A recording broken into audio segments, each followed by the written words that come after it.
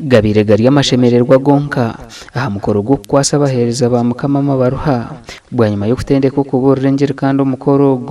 gukorirwa harimo yenga Evangelical Church Omarkatera district ya Rubirizi. Revival ekanise garuka buteka abantu barebera hanga baburi guhereza ikitinzi aho ko musomuri bebusa ruhangare yomuna jati nyine ruhanga no mfuna jati nyine ruhanga na bishaka jati nyine ruhanga konka cyedara ngo amazima arebuke Mungu mwema cyashara yagira ngo Mungu mwema hake kikamira kandi naje ninchimanya ngo yakigamba ni ikijurura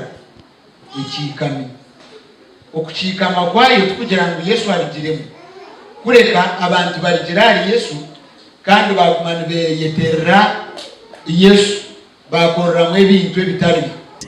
turi atemba merito nabira ryo mugenyi mukuru ashabira bikiriza kutandika kuhanga hawa mashomero agari hamusinje gwenkereza yabo imwe mutekateka kombeka amashomero g'abana bari mutegeka nisemwe omuruka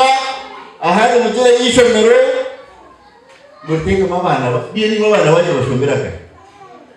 kusya omuntu 2015 bunatandika okushomesa inshangira begene bagogoramu icyo kubanzana basima kandi amakanisa gariyo nagahinduka ejo niyo nshonga habwenshi nanye nimpora ninchesimiramu okushomesa okwa White Dove Bible Institute. Abahirwa mabaraho nabaraganise ugakoresa kurunji okoreta hwentaniso umucanga cabo no kusoma kurugabi yo kumanya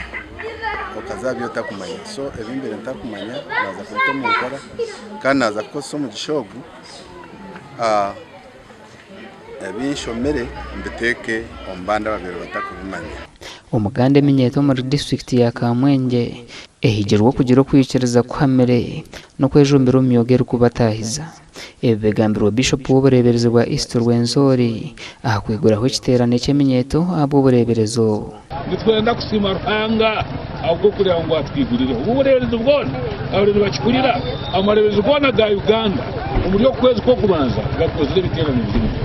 niko rwakashatu rwe twa reportinga kandi twenda kusima ruhanga abo kwa bana biziro mu bwinji bija binji munonga twina abana abarengere 12 okushabo kukushikirwaho umureberezi wa North Ankole Right Reverend Alfred Muhozi kandi ashabire minyeto ukora ubutaro some of you are for orphans tumwene bazijabani harho abayeye ko abahere gongastane naenda kwita no mushako kuheba takakureka kuwa focus ngo gustane bakubuye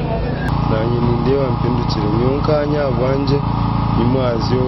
njire yo najunwa aho kuba mbe nindeba ngo ibimbire ndimubire tudashemire